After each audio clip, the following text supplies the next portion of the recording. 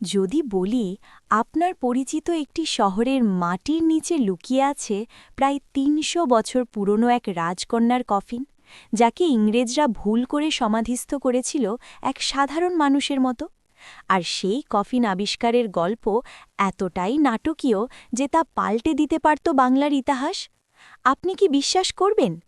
এটি কোনো উপকথা নয়, এটি ঢাকা শহরের এক অবিশ্বাস্য ঐতিহাসিক সত্য, যা আজও চাপা পড়ে আছে ইটের নিচে। মুর্শিদাবাদের শেষ আলো। সময়টা ১৭৩৩ সাল। বাংলার মসনদ তখন মুর্শিদাবাদের নবাব সুজাউদ্দিন মুহম্মদ খানের হাতে। তার কন্যা নবাবাজাদি আফসানা বেগম ছিলেন বিরল বুদ্ধিমত্তার অধিকারী। তিনি কেবল রূপবতী ছিলেন না, ফার্সি, আরবি এবং উর্দুতে তার দখল ছিল, এবং রাজনীতিতে তিনি বাবার অন্যতম পরামর্শদাতা হিসেবে কাজ করতেন। তার বিবাহ হয়েছিল বাংলার প্রতাপশালী সামরিক কমান্ডার মীর মোহাম্মদ হোসেনের সাথে। আফসানা বেগম দূরদর্শিতার সাথে বুঝতে পেরেছিলেন ব্রিটিশ ইস্ট ইন্ডিয়া কোম্পানির ক্রমবর্ধমান প্রভাব। তিনি বাবাকে বারবার ইংরেজদের বাণিজ্যিক সুবিধা সীমিত করার জন্য সতর্ক করেছিলেন। ১৭৪০ সালে নবাব সুজাউদ্দিনের মৃত্যুর পর ক্ষমতা দখল করেন আলীবর্দী খান। মীর হোসেন এবং আফসানা বেগম ছিলেন ক্ষমতাচ্যুত নবাব সরফরাজ খানের ঘনিষ্ঠ। আলীবর্দী খান কূটনীতির চালে মীর হোসেনকে সামরিক অভিযানে দূরে সরিয়ে দেন এবং আফসানা বেগমকে ঢাকায় তাদের পৈতৃক ভবনে এক প্রকার নজরবন্দি অবস্থায় থাকতে বাধ্য করেন। এই সময় থেকেই আফসানা বেগম গোপনে বাংলার স্বাধীনতার পক্ষে কাজ শুরু করেন। ১৭৫৭ সাল। পলাশীর প্রান্তরে নবাব সিরাজউদ্দৌলার পরাজয়ের খবর ঢাকায় পৌঁছলে আফসানা বেগমের জীবনে নেমে আসে অন্ধকার। তার স্বামী মীর হোসেন ততদিনে শয্যাশায়ী। তিনি আফসানাকে মূল্যবান পারিবারিক রত্ন ও নথিপত্র নিয়ে পালিয়ে যেতে অনুরোধ করেন। পলাশীর ঘটনার ৩ দিন পর মীর জাফর মসনদে বসার পর সিরাজউদ্দৌলার অনুগতদের নির্মূল করার কাজ শুরু করেন। মীর হোসেন ছিলেন সেই তালিকায়। ১৭৫৭ সালের ২৯ জুন গভীর রাতে মীর জাফরের অনুগত সেনারা ঢাকায় আফসানা বেগমের বাড়িতে হানা দেয়। আফসানা বেগম তার ২ সন্তান ও মূল্যবান দলিলগুলো বিশ্বস্ত দাসী আমিনার মাধ্যমে গোপনে পালিয়ে যেতে সাহায্য করেন। এরপর তিনি নিজেই বাইরে এসে সৈন্যদের মুখোমুখি হন। যখন সেনাপতি জানতে পারল যে মীর হোসেন ইতিমধ্যেই মারা গেছেন, তখন তারা আফসানা বেগমকে গ্রেফতারের নির্দেশ দেয়।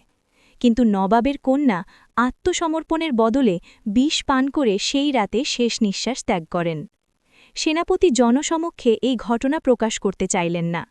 তিনি চাইলেন আফসানা বেগমের অস্তিত্ব যেন ইতিহাস থেকে মুছে যায়। তাই চরম গোপনীয়তার সাথে তাকে সাধারণ একজন দাসীর পরিচয় দেওয়া হল। তার রাজকীয় চিহ্নগুলো সরিয়ে ফেলা হল এবং তাকে সাধারণ কাঠের কফিনে ঢাকা হল। তখনকার ঢাকা শহরের উপকণ্ঠে, যেখানে কোনো রাজকীয় সমাধি হতো না, সেই অজ্ঞাত স্থানে আফসানা বেগমকে এক সাধারণ মহিলা হিসেবে মাটির নিচে চাপা দেওয়া হল। ইতিহাস থেকে মুছে গেল তার নাম। ইতিহাসের নিচে ঢাকা। এরপর কেটে গেল প্রায় ২ শতাব্দী। ইংরেজ শাসন এলো গেল। ঢাকা শহরের উপকণ্ঠ পরিণত হল মূল অংশে। বিংশ শতাব্দীর মাঝামাঝি ১৯৫২ সালের দিকে ঢাকাতে একটি নতুন প্রশাসনিক ভবনের ভিত্তিপ্রস্তর স্থাপনের জন্য খনন কাজ শুরু হয়। প্রায় ২০ ফুট নিচে খননের সময় শ্রমিকরা শক্ত কাঠের তৈরি একটি কাঠামো আবিষ্কার করল। কাঠটি ছিল একটি কফিনের মতো, আর ভেতরে ছিল একজন মানুষের কঙ্কাল। কঙ্কালটির মাথার কাছে কফিনের কাঠের মধ্যে একটি ছোট কালো হয়ে যাওয়া পিতলের সিন্দুক লুকিয়ে রাখা ছিল। প্রত্নতত্ত্ব কর্তৃপক্ষরা সিন্দুকটি খুললে ভেতরে পাওয়া যায় ১. একটি চামড়ার তৈরি ম্যাপের অংশ, ২. ফার্সি ভাষায় হাতে লেখা একটি ছোট চিঠি। এই চিঠিতে মৃত্যুর কারণ, মীর জাফরের বিশ্বাসঘাতকতা এবং গোপন দাফনের কথা উল্লেখ করেছিলেন। ঐতিহাসিকরা কঙ্কালটি পরীক্ষা করে নিশ্চিত হন এটি ছিল একজন উচ্চবংশীয় নারীর। সবচেয়ে বড় প্রমাণ আসে কঙ্কালটির হাতে থাকা একটি অষ্টাদশ শতাব্দীর মোঘল রাজপরিবারের বিশেষ সিল রিং থেকে। রিংয়ের নকশা মেলাতে গিয়ে ব্রিটিশ ও বাংলার পণ্ডিতরা হতভাগ হয়ে গেলেন। এটি ছিল নবাব সুজাউদ্দিন মুহম্মদ খানের কন্যা নবাবাজাদি আফসানা বেগমের। প্রায় ৩০০ বছর ধরে ঢাকা শহরের নিচে সাধারণ মানুষ মনে করে যাকে কবর দেওয়া হয়েছিল তিনি ছিলেন বাংলার শেষ স্বাধীন নবাবের ঘনিষ্ঠ একজন রাজকুমারী। এই আবিষ্কার ব্রিটিশ সরকারকৃত খুব দ্রুত চাপা দেওয়া হয়, কারণ তারা চেয়েছিল মীর জাফরের বিশ্বাসঘাতকতার স্মৃতি যেন বাংলার মানুষের মনে আর ফিরে না আসে। নবাবাজাদি আফসানা বেগমের এই নীরব কফিন কেবল একটি প্রত্নতাত্ত্বিক আবিষ্কার ছিল না, এটি ছিল পলাশীর পরের বাংলার এক গভীর বিশ্বাসঘাতকতা এবং এক হারানো গৌরবের শেষ সাক্ষ্য।